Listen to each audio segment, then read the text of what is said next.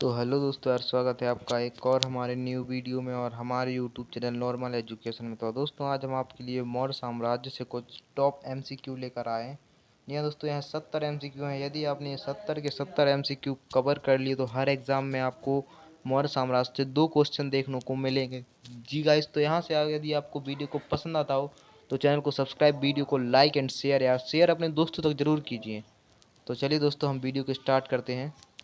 चलिए दोस्तों, आज का पहला टॉप क्वेश्चन देखते हैं। भारत का प्रथम राज्य निर्माता किसे माना जाता है? आपके लिए ऑप्शन है नंद वंश, मौर्य वंश, गुप्त वंश या फिर इनमें से कोई नहीं। चलिए इसका आंसर देखते हैं। भारत का प्रथम राज्य निर्माता मौर्य वंश को माना जाता है। जबकि दोस्तों हमें ध्यान रखना है, मौर्य वंश की स्थापना चंद्रगुप्त मौर्य ने की थी। जबकि दोस्तों चंद्रगुप्त मौर्य का शासनकाल 322 ईसा पूर्व से 298 ईसा पूर्व माना जाता है। टॉप क्वेश्चन था। चलिए दोस्तों अगला क्वेश्चन देखते हैं। मेगास्थनीज किसके दरबार में भारत आया था? आपके लिए ऑप्शन है चंद्रगुप्त मौर्य के, अशोक के, हर्ष के या फिर इनमें से कोई नहीं। चलिए इसका आंसर देखते हैं। मेगास्थनीज चंद्रगुप्त मौर्य के दरबार में भारत आया था। इंपॉर्टेंट क्वेश्चन था। चलिए अगला टॉप क्वेश्चन देखते हैं। मेगास्थनी द्वारा रचित किस ग्रंथ से भारत के हमें मौर्यकालीन इतिहास का पता चलता है? आपके लिए ऑप्शन है इंडिका, पृथ्वीभूषा, द वर्ल्ड या फिर इनमें से कोई नहीं।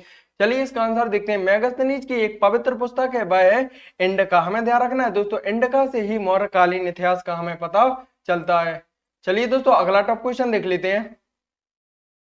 अपने साम्राज्य के विस्तार में चंद्रगुप्त मौर्य की सहायता किसने की थी? आपके लिए ऑप्शन है बौद्धयन ने, उपगुप्त ने, चाणक्य ने या फिर शूद्रक ने। चलिए इसका आंसर देखते हैं। चंद्रगुप्त मौर्य की सर्वाधिक सहायता चाणक्य ने की थी। जबकि दोस्तों हमें ध्यान रखना है, चाणक्य को विष्णुगुप्त तथा कौटिल्य के नाम से भी जाना जाता है। चलिए दोस्तों अगला टॉप क्वेश्चन देखते हैं। प्राचीन भारत का वह प्रसिद्ध शासक जिसने अपने जीवन के अंतिम दिनों में जैन धर्म को अपना लिया था, वह कौन था? आपके लिए ऑप्शन है चंद्रगुप्त मौर्य ने, अशोक ने, समुद्रगुप्त ने या फिर बिंदुसार ने। चलिए इसका आंसर देखते हैं। चंद्रगुप्त मौर्य ने अपने अंतिम दिनों में जैन धर्म को अपना लिया था। जबकि चंद्रगुप्त मौर्य ने भद्रबाहु के नेतृत्व में स्थिरवड़बेल गोला कर्नाटक में समाधि ले ली थी। चलिए दोस्तों अगला टॉप क्वेश्चन देखते हैं। अगर आपको सेशन अच्छा लग रहा हो तो लाइक, शेयर एंड सब्सक्राइब जरूर करें। चलिए अगला टॉप क्वेश्चन देखते हैं। चाणक्य किसका प्रधानमंत्री था? आपके लिए ऑप्शन है चंद्रगुप्त मौर्य का, चंद्रगुप्त द्वितीय का, अशोक का या फिर बिंबिसार का। चलिए इसका आंसर देखते हैं। चाणक्य जो है चंद्रगुप्त मौर्य के प्रधानमंत्री थे तथा सेनापति भी थे। चलिए दोस्तों अगला टॉप क्वेश्चन देखते हैं। चाणक्य को निम्न में से किस रूप में जाना जाता है? आपके लिए ऑप्शन है समुद्रगुप्त के रूप में, विष्णुगुप्त के, श्रीगुप्त के या फिर इनमें से कोई नहीं। चलिए इसका आंसर देखते हैं। चाणक्य को हम लोग विष्णुगुप्त तथा कौटिल्य के रूप में भी जानते हैं। मोस्ट इंपोर्टेंट क्वेश्चन था। अगर दोस्तों आपको जितने भी क्वेश्चन आते हैं उसका आंसर आप कमेंट में धीरे धीरे जरूर लिखते चलें। चलिए अगला टॉप क्वेश्चन देखते हैं। निम्न में से कौन भारत नहीं आया था? आपके लिए ऑप्शन है Megasthenes, Columbus, Vasco D gamma या फिर फायन। चलिए इसका आंसर देखते हैं। कोलंबस जो है दोस्तों यह भारत नहीं आता। कोलंबस ने 1498 ईस्वी में अमेरिका की खोज की थी। जबकि दोस्तों वास्को डी गामा ने भारत की खोज की थी। चलिए दोस्तों अगला टॉप क्वेश्चन देखते हैं। अगर आपको सेशन अच्छा लग रहा हो तो कृपया कर दोस्तों एक लाइक जरूर करें। अगला टॉप क्वेश्चन देखते हैं। अशोक ने बौद्ध धर्म के प्रचार के लिए विदेश में किसको भेजा था? आपके लिए ऑप्शन है प्रवर्तक को, संघमित्रा को या फिर मिनेंडर को। तो चलिए इसका आंसर देखते हैं। अशोक ने अपनी पुत्री संघमित्रा को बौद्ध धर्म के प्रचार प्रसार के लिए विदेश भेजा था। चलिए दोस्तों अगला टॉप क्वेश्चन देखते हैं। ब्राह्मी लिपि को किसने स्पष्ट किया था? आपके लिए ऑप्शन है जॉन एफ प्लीट ने, जेम्स प्रिंसप ने, अलेक्जेंडर कनिंघम ने या फिर जॉन मार्शल ने। चलिए इसका आंसर देखते हैं। ब्राह्मी लिपि को सर्वप्रथम जेम्स प्रिंसप के माध्यम से पढ़ा गया था। जबकि दोस्तों जो ब्राह्मी लिपि है यह अशोक के अभिलेखों में इसका वर्णन मिलता है। वेरी मोस्ट इंपोर्टेंट क्वेश्चन है। चलिए दोस्तों अगला टॉप क्वेश्चन देख लेते हैं। अशोक के अभिलेखों को सर्वप्रथम किसने पढ़ा था? आपके लिए ऑप्शन है जेम्स प्रिंसेप ने, जेम्स प्रिंसक ने, जेम्स विलियम्स ने या फिर इनमें से कोई नहीं। चलिए इसका आंसर देखते हैं। अशोक के अभिलेखों को सर्वप्रथम जेम्स प्रिंसेप के माध्यम से पढ़ा गया था। जबकि दोस्तों हमें ध्यान रखना है, अशोक की जो अभिलेख है यह मुख्यतः ब्राह्मी लिपि में है। चलिए दोस्तों अगला टॉप क्वेश्चन देखते हैं। अशोक ने इन सभी में कौन सा धर्म अपनाया था? आपके लिए ऑप्शन है बौद्ध धर्म, जैन धर्म, इस्लाम धर्म या फिर ईसाई धर्म। चलिए इसका आंसर देखते हैं। अशोक ने बौद्ध धर्म को अपनाया था। जबकि अशोक ने किस बौद्ध साधु से प्रभावित होकर बौद्ध धर्म को अपनाया था? इसका आंसर आप कमेंट में जरूर लिखना। चलिए दोस्तों अगला टॉप क्वेश्चन देखते हैं। अपने अभिलेखों में प्राय जिस नाम से अशोक संदर्भित है वह क्या कहलाता है? यानी अशोक को अन्य किस नाम से भी जाना जाता है? आपके लिए ऑप्शन है प्रियदर्शी, धर्मदेव, चक्रवर्ती या फिर धर्म कीर्ति। चलिए इसका आंसर देखते हैं।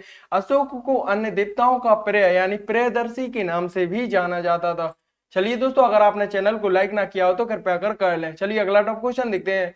भारत का प्राचीनतम राजवंश कौन सा है? आपके लिए ऑप्शन है मौर्य वंश, गुप्त वंश, कुषाण वंश या फिर कम्ब वंश। चलिए इसका आंसर देखते हैं। भारत का सबसे जो प्राचीनतम राजवंश है वह मौर्य वंश को माना जाता है, जबकि मौर्य वंश की स्थापना चंद्रगुप्त मौर्य ने 322 ईसा पूर्व से 298 ईसा पूर्व तक की थी। चलिए दोस्तों अगला टॉप क्वेश्चन देखते हैं। सांची किस कला व मूर्ति कला के लिए प्रसिद्ध है? तो जैन धर्म के लिए, बौद्ध धर्म के लिए, मुस्लिम धर्म के लिए या फिर ईसाई धर्म के लिए? चलिए इसका आंसर देखते हैं। जो सांची है यह बौद्ध धर्म के लिए प्रसिद्ध माना जाता है, जबकि सांची की स्थापना मौर्य वंश के राजा अशोक ने की थी। जबकि दोस्तों हमें ध्यान रखना है जो सांची है यह मध्य प्रदेश राज्य में स्थित है। चलिए दोस्तों अगला टॉप क्वेश्चन देखते हैं। मौर्य साम्राज्य में प्रचलित मुद्रा का नाम क्या है? आपके लिए ऑप्शन है पड़, टोल, काकानी या फिर दीनार। तो चलिए इसका आंसर देखते हैं। मौर्य साम्राज्य में जो प्रचलित मुद्रा है उसे हम लोग पड़ के नाम से भी जानते हैं। आपको दोस्तों जितने भी क्वेश्चन के आंसर आ रहे हैं उसका आंसर आप कमेंट में जरूर लिखना। चलिए अगला टॉप क्वेश्चन देखते हैं। सहिष्णुता, उदारता और करुणा त्रिविध आधार पर राजवंश की स्थापना किसने की थी? यानी इन तीनों को मिलाकर राजवंश की स्थापना किसने की थी? आपके लिए ऑप्शन है अशोक, अकबर, रणजीत सिंह या फिर शिवाजी। चलिए इसका आंसर देखते हैं। सहिष्णुता, उदारता और करुणा को मिलाकर त्रिविध आधार पर राजवंश की स्थापना मौर्य वंश के राजा अशोक ने की थी। चलिए दोस्तों अगला टॉप क्वेश्चन देखते हैं। नंद वंश के पश्चात मगध पर किस राजवंश ने शासन किया था? तो चलिए ऑप्शन देखते हैं। मौर्य वंश, शुंग वंश, गुप्त वंश या फिर कुषाण वंश। तो नंद वंश के पश्चात मौर्य राजवंश की स्थापना 322 ईसा पूर्व से 298 ईसा पूर्व तक चंद्रगुप्त मौर्य ने की थी। जबकि दोस्तों हमें ध्यान रखना है मौर्य वंश के राजा चंद्रगुप्त मौर्य को माना जाता है। चलिए दोस्तों अगला टॉप क्वेश्चन देखते हैं। मौर्य काल में शिक्षा का सबसे प्रसिद्ध केंद्र किसे माना जाता है? आपके लिए ऑप्शन है वैशाली को, नालंदा को, तक्षशिला को या फिर उज्जैन को। चलिए इसका आंसर देखते हैं। मौर्य काल में जो शिक्षा का सबसे प्रसिद्ध केंद्र है वह तक्षशिला को माना जाता है, जबकि जो तक्षशिला के गुरु हैं वह चाणक्य, कौटिल्य या फिर विष्णुगुप्त को माना जाता है। ये तीनों एक ही व्यक्ति हैं। चलिए दोस्तों अगला टॉप क्वेश्चन देखते हैं। अशोक के शिलालेखों में प्रयुक्त भाषा कौन सी? आपके लिए ऑप्शन है संस्कृत, प्राकृत, पाली या फिर हिंदी। तो अशोक के शिलालेखों की जो प्रयुक्त भाषा है वह प्राकृत भाषा को मानी जाती है, जबकि दोस्तों हमें ध्यान रखना है जो बौद्ध धर्म की प्रयुक्त भाषा है वह भी प्राकृत भाषा को माना जाता है। वेरी मोस्ट इंपॉर्टेंट क्वेश्चन था। चलिए दोस्तों अगला टॉप क्वेश्चन देख लेते हैं। मेगास्थनीज ने भारतीय समाज को मुख्यतः कितनी श्रेणियों में विभाजित किया? आपके लिए ऑप्शन है 4, 5, 6 या फिर 7। चलिए इसका आंसर देखते हैं। मेगास्थनीज ने मुख्यतः भारतीय समाज को 7 श्रेणियों में विभाजित किया। एग्जाम की दृष्टि से बहुत ही महत्वपूर्ण क्वेश्चन था। चलिए अगला टॉप क्वेश्चन देखते हैं। कौटिल्य के अर्थशास्त्र में किस पहलू पर विशेषकर प्रभाव डाला गया? आपके लिए ऑप्शन है आर्थिक जीवन पर, राजनीतिक जीवन पर, धार्मिक जीवन पर या फिर सामाजिक जीवन पर। चलिए इसका आंसर देखते हैं। कौटिल्य ने दोस्तों जो अर्थशास्त्र लिखी है उसका सर्वाधिक प्रभाव राजनीतिक जीवन पर पड़ता है। चलिए दोस्तों अगला टॉप क्वेश्चन देख लेते हैं। चैनल अच्छा लग रहा हो तो एक बार लाइक जरूर करें। किस अभिलेख से यह साबित होता है कि चंद्रगुप्त का जो प्रभाव है वह पश्चिम भारत तक भी फैला हुआ है? आपके लिए ऑप्शन है कलिंग अभिलेख से, अशोक के गिरनार अभिलेख से, रुद्रदामन के चूनागढ़ अभिलेख से या फिर अशोक के सुपारा अभिलेख से। चलिए इसका आंसर देखते हैं। रुद्रदामन के जूनागढ़ अभिलेख से यह सिद्ध होता है कि दोस्तों चंद्रगुप्त का जो प्रभाव है वह पश्चिम भारत तक भी फैला हुआ है।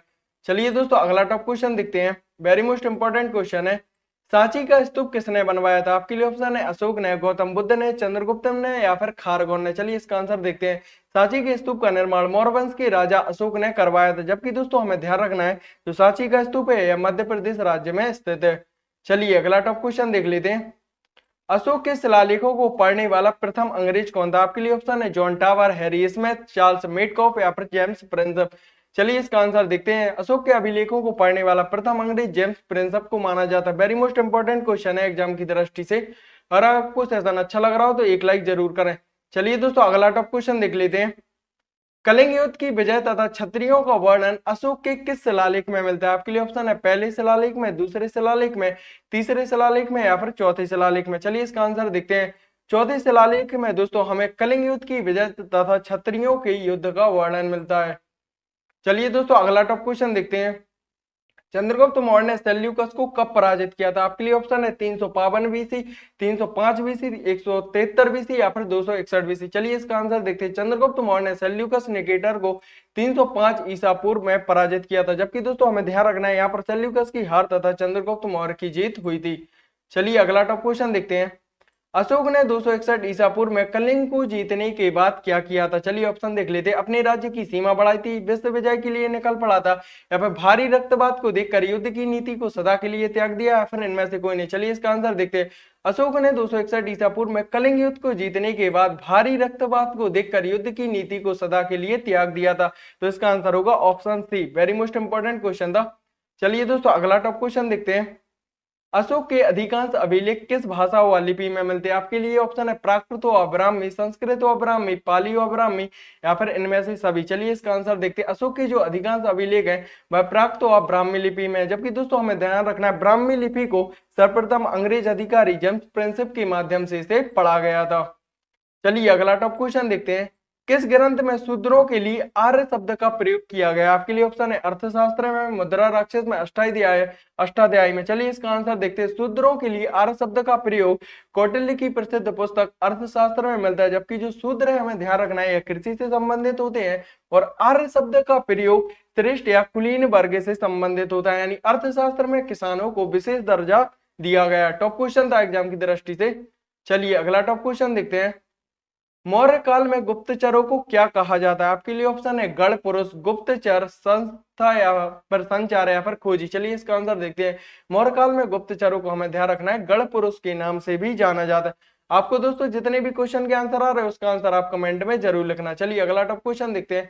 अशोक के बारे में जानने के लिए सबसे महत्वपूर्ण स्रोत क्या माना जाता है? आपके लिए ऑप्शन है आहत मुद्रा, शिलालेख, यूनी लेख, या फिर बौद्ध साहित्य। चलिए इसका आंसर देखते हैं। अशोक के बारे में हमें जानने के लिए अशोक ने जो शिलालेख बनाए उनसे दोस्तों हमें अशोक के पूरे जीवन चरित्र का पता चल जाता है। चलिए दोस्तों अगला टॉप क्वेश्चन देखते हैं। अशोक द्वारा कलिंग पर चढ़ाई की जानकारी के लिए कौन सबसे महत्वपूर्ण स्रोत माना जाता है, यानी कलिंग युद्ध का वर्णन किसमें मिलता है? आपके लिए ऑप्शन है महावंश, दिव्य बदान, 13वें शिलालेख, या फिर 7वें शिलालेख। चलिए इसका आंसर देखते हैं। कलिंग युद्ध का वर्णन जो है दोस्तों हमें 13वें शिलालेख में मिलता है। वेरी मोस्ट इंपॉर्टेंट क्वेश्चन था एग्जाम की दृष्टि से। चलिए दोस्तों अगला क्वेश्चन देखते हैं। बिंदुसार की मृत्यु के समय अशोक किस प्रांत के गवर्नर थे? आपके लिए ऑप्शन है उज्जैन, तक्षशिला, स्वर्णगिरी, या फिर तोसली। जब बिंदुसार की मृत्यु हुई थी उस समय अशोक जो थे उज्जैन के राज्यपाल थे। बिंदुसार की मृत्यु के बाद अशोक जो है यह मौर्य वंश के राजा बने थे। चलिए दोस्तों अगला टॉप क्वेश्चन देखते हैं। मौर्य काल में सीता से क्या तात्पर्य होता है? आपके लिए ऑप्शन है एक देवी, एक धार्मिक संप्रदाय, राजकीय भूमि से प्राप्त आय, या फिर ऊसर भूमि। चलिए इसका आंसर देखते हैं। मौर्य काल में जो सीता का यूज किया जाता था वह भूमि राजकीय भूमि से प्राप्त आय यानी एक प्रकार का कर माना जाता था। चलिए दोस्तों अगला टॉप क्वेश्चन देखते हैं।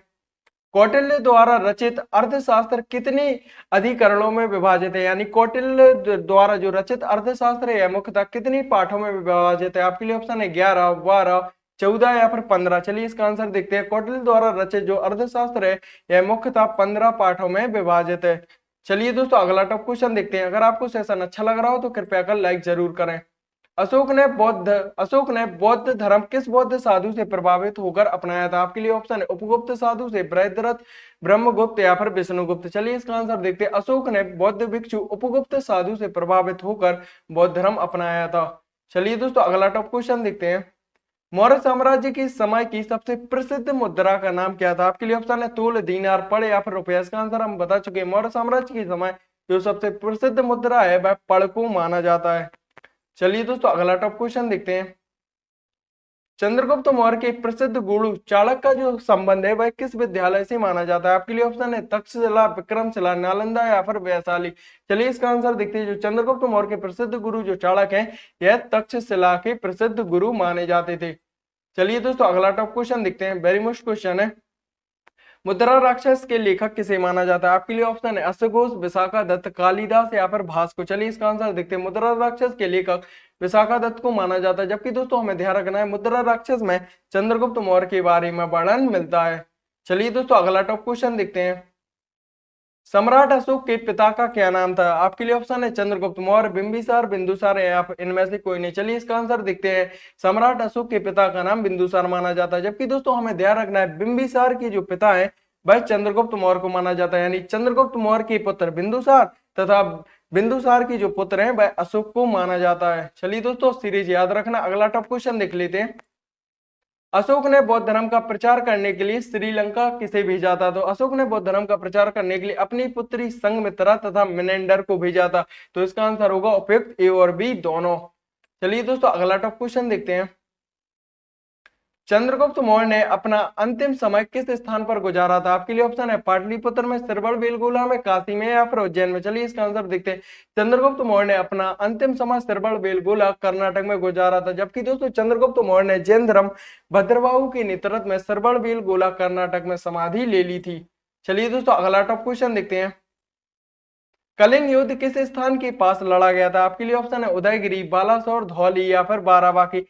एग्जाम की दृष्टि से बहुत ही महत्वपूर्ण क्वेश्चन है। चलिए इसका आंसर देखते हैं। कलिंग युद्ध जो है यह उड़ीसा के एक धौलागिरी राज्य में लड़ा गया था। वेरी मोस्ट इंपॉर्टेंट क्वेश्चन था। अगर आपको दोस्तों सेशन अच्छा लग रहा हो तो इसका आंसर आप कमेंट में जरूर लिखें। कलिंग का युद्ध कब हुआ था? आपके लिए ऑप्शन है 261 बीसी, 369 बीसी, 232 बीसी या फिर 240 बीसी। चलिए इसका आंसर देखते हैं। कलिंग का युद्ध 261 ईसा पूर्व में हुआ था।